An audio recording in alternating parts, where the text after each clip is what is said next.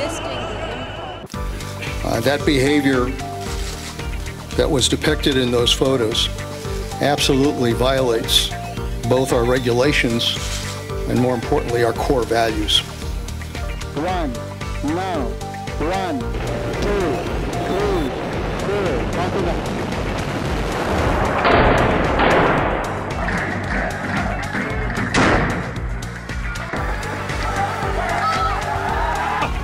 Allahu Akbar! Assault!